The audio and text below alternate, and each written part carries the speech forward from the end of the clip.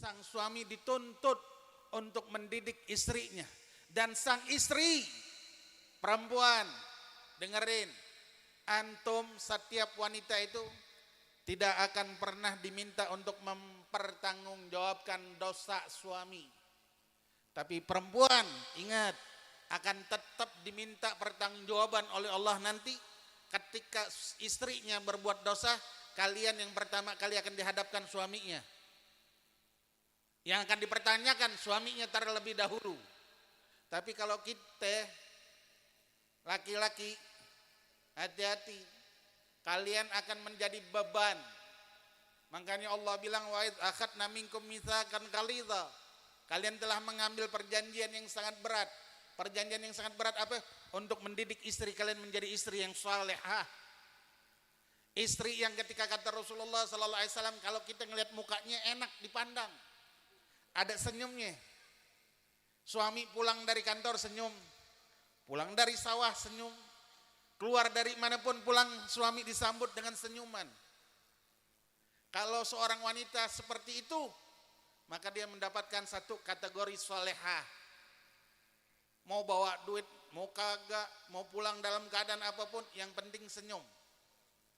Kategori wanita tersebut salehah. Kedua, apa kata Rasulullah sallallahu alaihi wasallam? Kedua, kalau perempuan tersebut ditinggal oleh istrinya, dia bisa ngejaga dirinya. Gua nih lakinya si A. Misalnya lakinya si Mamat, gua harus jaga diri gua. Jangan sampai kita mencontohkan wanita-wanita atau yang saat ini berkelakar sama laki-laki yang bukan muhrim, jalan bareng sama laki-laki yang bukan muhrim, ngobrol sama laki-laki yang bukan muhrim. Ini yang terjadi di zaman sekarang.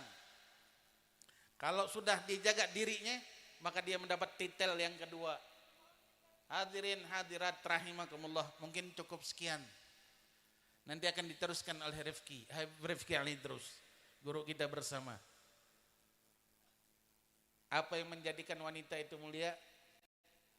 Jika dia menjaga dirinya, martabatnya seorang wanita. Tadi itu Imam Ibn Al-Qayyim mengatakan pertama ilmu, pertama niat, yang kedua ibadah, yang ketiga ilmu. Nanti insya Allah saya bahas di waktu yang akan datang atau di kesempatan yang akan datang, jika ada satu kesempatan tersebut diizinkan oleh Allah. Yang ketiga ilmu, yang penting pintar-pintar yang laki, cari ilmu masalah hukum nikah. Ingetin, orang zaman sekarang nggak tahu kalau nikah itu kalau lagi contoh, lagi haid, perempuan lagi haid itu nggak boleh disentuh. Antara lutut sampai pusar itu nggak boleh disentuh secara langsung. Tapi zaman sekarang orang enggak, yang penting ketutup doang, ya enggak, yang penting enggak masuk burungnya dalam sangkar, enggak apa-apa Habib. Haram hukumnya, haram. Jangan main sok tahu. Makanya di dalam pernikahan pun harus cari tahu ilmu pernikahan.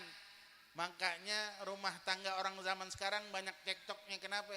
Karena nggak tahu hukum pernikahannya. Hadirin, mungkin ini yang bisa saya sampaikan di malam hari ini.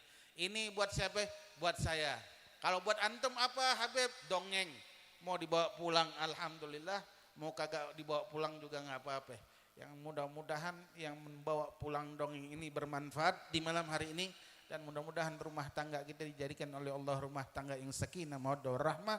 Walafu minkum. Assalamualaikum warahmatullahi taala wabarakatuh.